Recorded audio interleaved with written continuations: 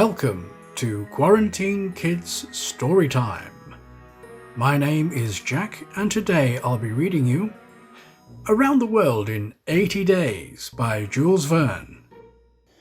Chapter 10, in which Passepartout is only too glad to get off with the loss of his shoes.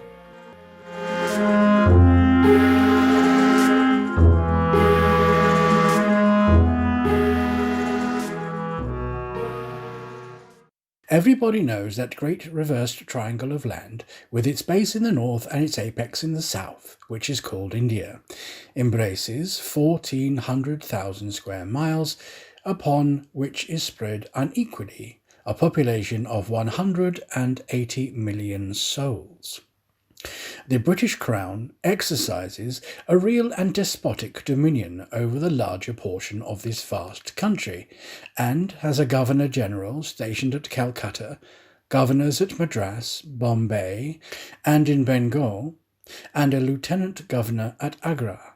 But British India, properly so called, only embraces 700,000 square miles and a population of from 100 to 110 millions of inhabitants.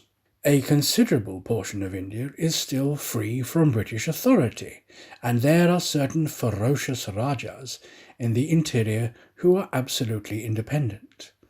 The celebrated East India Company was all-powerful from 1756, when the English first gained a foothold on the spot where now stands the city of Madras, down to the time of the great Sepoy insurrection.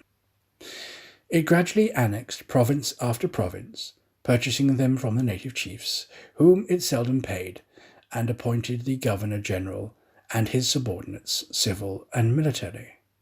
But the East India Company has now passed away, leaving the British possessions in India directly under the control of the Crown. The aspect of the country, as well as the manners and distinctions of its race, is daily changing.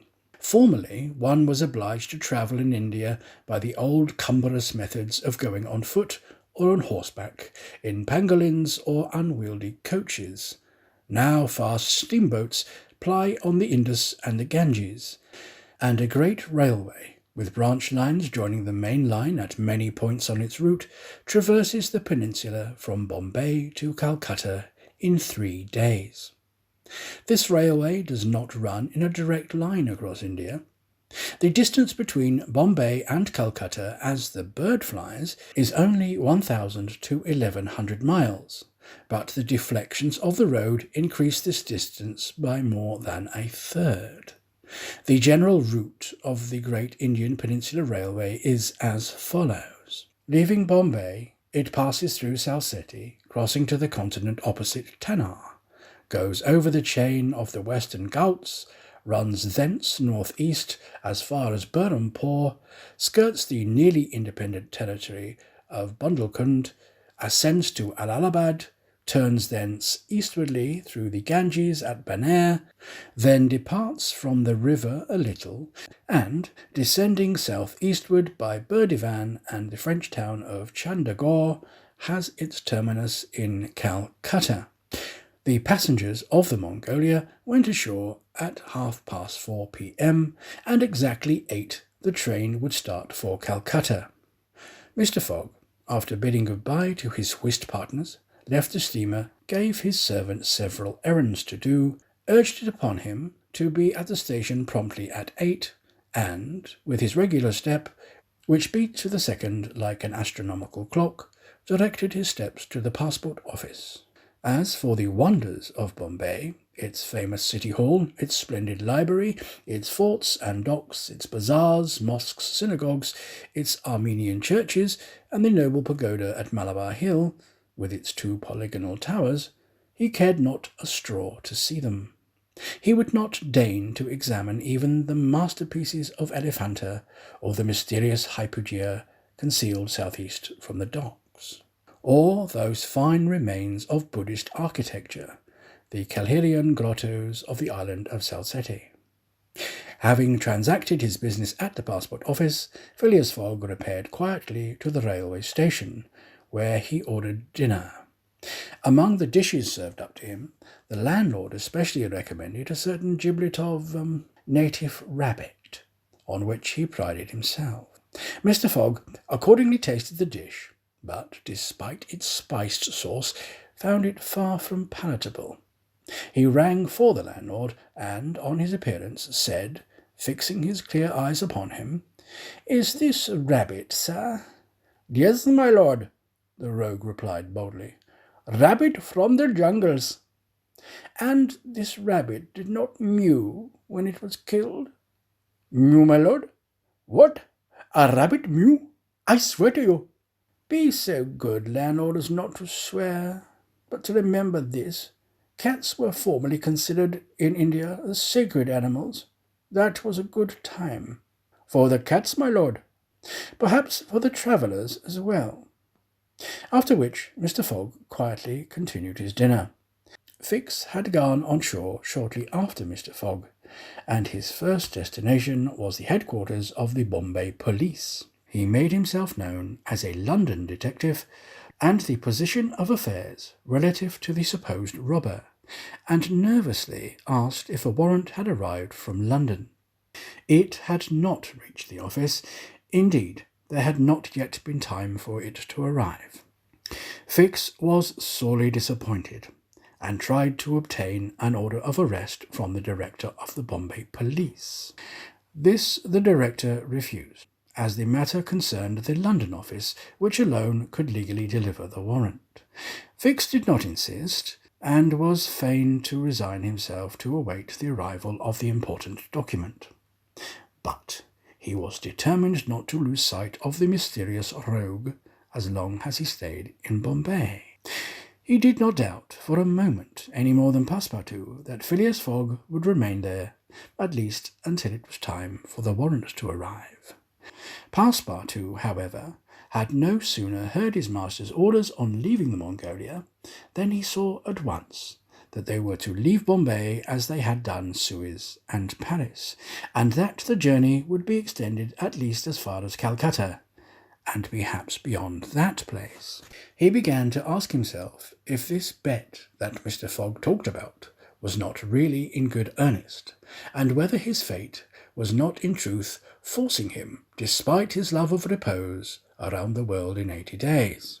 Having purchased the usual quota of shirts and shoes, he took a leisurely promenade about the streets, where crowds of people of many nationalities, Europeans, Persians with pointed caps, Banyans with round turbans, Sindhis with square bonnets, Parsis with black mitres, and long-robed Armenians were collected. It happened to be the day of a Parsi festival. These descendants of the sect of Zoroaster, the most thrifty, civilized, intelligent, and austere of the East Indians, among whom are counted the richest native merchants of Bombay, was celebrating a sort of religious carnival, with processions and shows, in the midst of which Indian dancing girls, clothed in rose-coloured gauze, looped up with gold and silver, danced airily, but with perfect modesty, to the sound of viols and the clanging of tambourines. It is needless to say that Passepartout watched these curious ceremonies with staring eyes and gaping mouth, and that his countenance was that of the greenest booby imaginable. Unhappily for his master, as well as himself, his curiosity drew him unconsciously farther off than he intended to go. At last, having seen the Parsi carnival wind away in the distance, he was turning his steps towards the station when he happened to espy the splendid pagoda on Malabar Hill, and was seized with an irresistible desire to see its interior. He was quite ignorant that it is forbidden to Christians to enter certain Indian temples, and that even the faithful must not go in without first leaving their shoes outside the door. It may be said here that the wise policy of the British government severely punishes a disregard of the practices of the native religions. Passepartout, however, thinking no harm, went in like a simple tourist, and soon lost in admiration of the splendid Brahmin ornamentation which everywhere met his eyes, when of a sudden he found himself sprawling on the sacred flagging, He looked up to behold 3 enraged priests, who forthwith fell upon him, tore off his shoes, and began to beat him with loud, savage exclamations. The agile Frenchman was soon upon his feet again, and lost no time in knocking down 2 of his long-gowned adversaries with his fists and a vigorous application of his toes. Then, rushing out of the pagoda as fast as his leg would carry him, he soon escaped the 3rd priest by mingling with the crowds in the streets. At 5 minutes before 8, Passepartout, hatless, shoeless, and having, in a squabble, lost his package of shirts and shoes, rushed breathlessly into the station. Fix, who had followed Mr. Fogg to the station and saw that he was really going to leave Bombay, was there upon the platform.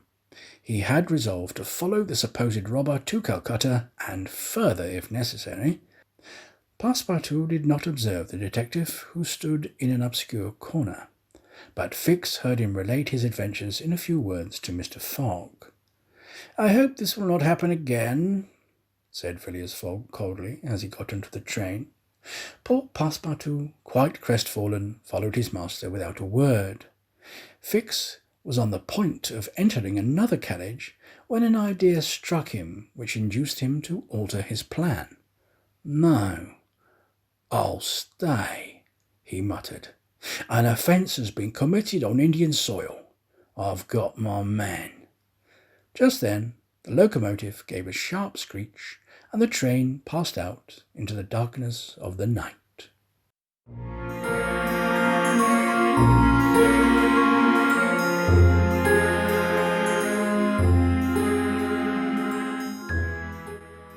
That was Chapter 10 of Around the World in 80 Days by Jules Verne. Read by me, Jack, for Quarantine Kids Storytime.